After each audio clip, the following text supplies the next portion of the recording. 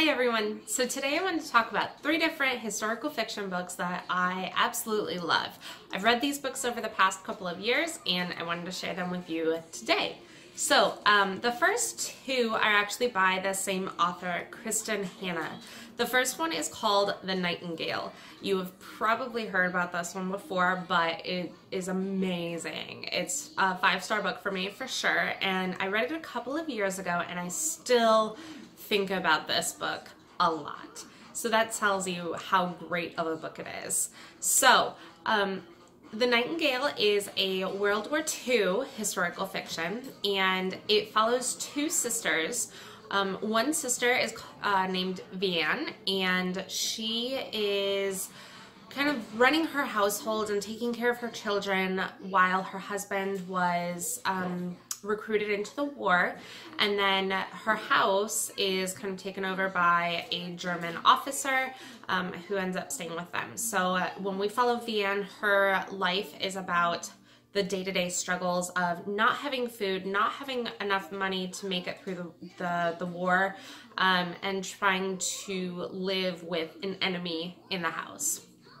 And then the other side of it, the other sister, is Isabel. She wants to help in the war. So she ends up joining the resistance after she meets a man named Gitan. And so when we follow Isabel, it is about her internal struggles in wanting to help in the war, more so than just being a nurse on the fronts or, you know, helping in factories. She wants to be on the front line, helping in a real impactful way and figuring out how she could do that. This story is beautifully written. It is so good. Like, if you read one historical fiction, this should be it. I love this book and these characters. I bawled my eyes out during this book, and I highly recommend that one. The second book by Kristen Hanna is The Great Alone.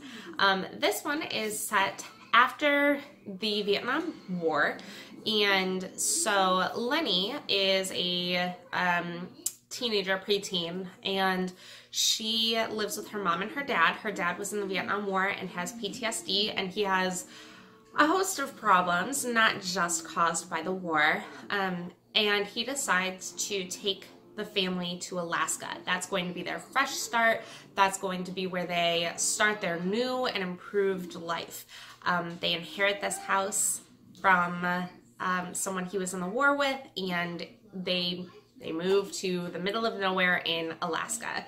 And so the book is about trying to learn how to survive the winter and trying to navigate a father with PTSD, and how do you kind of toe the line between loving him and knowing that he cares for you, and also dealing with some family issues that, you know, were really hard for me to read.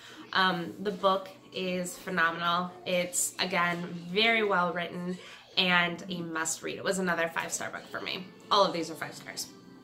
The third book I read that I would recommend is called Before We Were Yours by Lisa Wingate. This one is set in America. It's set by the Mississippi River in Tennessee. So this story follows past family named Rill. Foss is the last name, so we follow that family. And then we follow present day Avery. And Avery has come back to her home in South Carolina, I think, to take care of her father, who is sick. And he is a politician. She kind of is following in his footsteps a little bit, helping out with that. She kind of learns some secrets about her family history, and so you end up learning about her ancestors. The past part with Rill, when she was 12, she lived on the Mississippi River with her mom, Pa, and she was put in charge of watching over the family one night, and then the family, the kids, were all taken. And they were taken to the Tennessee Children's Home Society. So I didn't know this was that this was a real thing where these children would be taken and then rehomed for a price, adopted at a price, but like they had parents out there. So the foster family was told, yep, we're gonna give you back to your parents, we're just taking you to keep you safe until they get back. And then they learn that that might not be true, and so they have to work to try and keep the family together. And so paths cross and stories get told, and oh my goodness, you guys, it was good. I will admit, I listened to this on a road trip with my mom, and she didn't care for the ending. I really liked it. So I thought it was another 5-star book. It was phenomenal. It's probably my second favorite. If I had to rank these 3 books, I would say The Nightingale is #1 for sure, and then Before We Were Yours, and then The Great Alone.